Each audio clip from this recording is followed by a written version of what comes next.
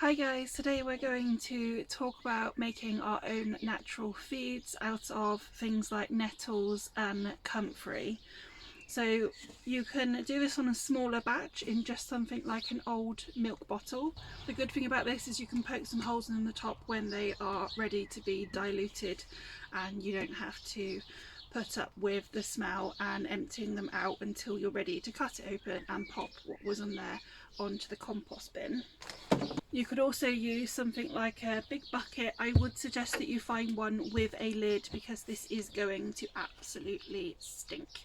I have a brewer's bucket here that has a tap on it, so it's just going to be easy to empty out the amount that I want and then dilute it with some more water. You could also use just any bucket with a stone to hold down the plant matter and pop it somewhere that you're not going to be smelling it, and it's going to be out the way and it's not going to continue to fill with rainwater and dilute itself as this sits for a few weeks and steeps. So we're going to need the plants themselves, so any plants that haven't been sprayed with anything.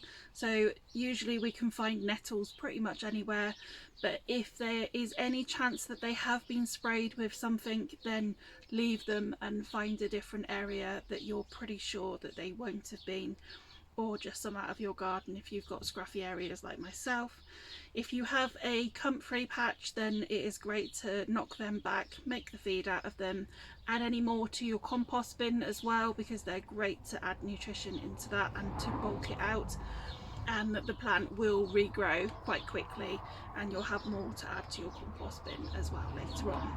The other thing that we are going to need is rainwater, and it is quite important that it is rainwater, but if you really can't get hold of any, then use tap water if you have to. It's going to still be better than having to buy a commercial version that isn't going to be as good for your plants.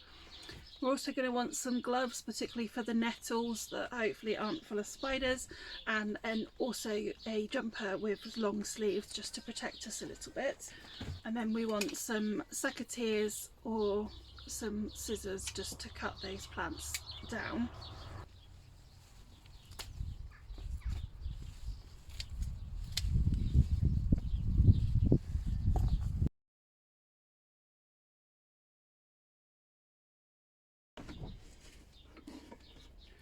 So all I'm going to do with this now is chop it up smaller and then push that into the bottle.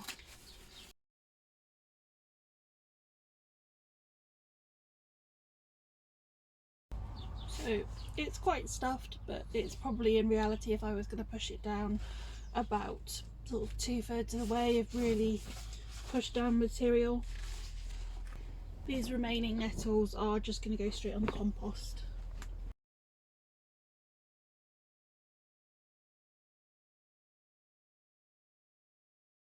Comfrey has this absolutely beautiful purple flowers that the bees absolutely adore, so do try and leave some for the bees behind as well. It does grow back pretty quickly, so don't worry about it too much, and they come in this beautiful spiral shape to help you identify them, and their leaves are prickly as well as are the stems, which have got flat sort of like small bits of leaves going all the way down the stems too.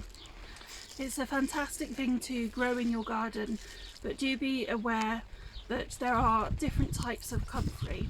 So some are fertile and some are not, and if you have the ones that aren't fertile, then it does spread and can become a nuisance. So do have a look and make sure that you get the correct one for your garden.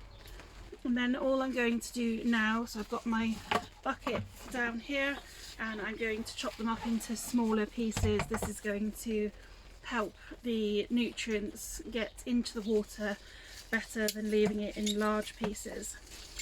Comfrey has this very deep tap root that sources nutrients much further down into the ground than most plants, and that's what actually gives it its ability to become a feed and the very dense nutrients within it.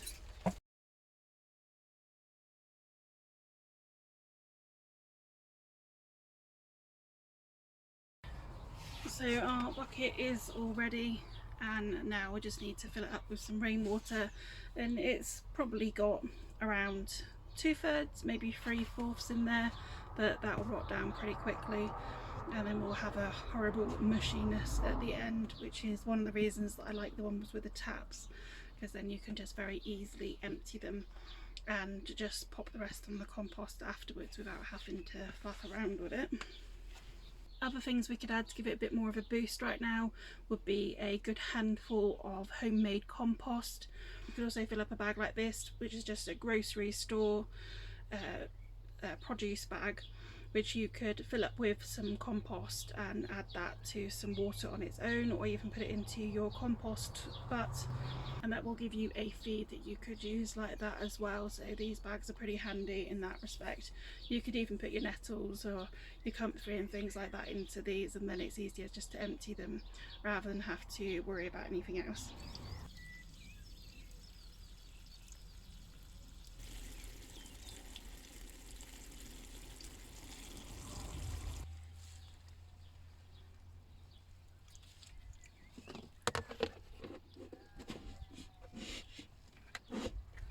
So all we're going to do now is give these a few weeks to break down and have that feed within the water.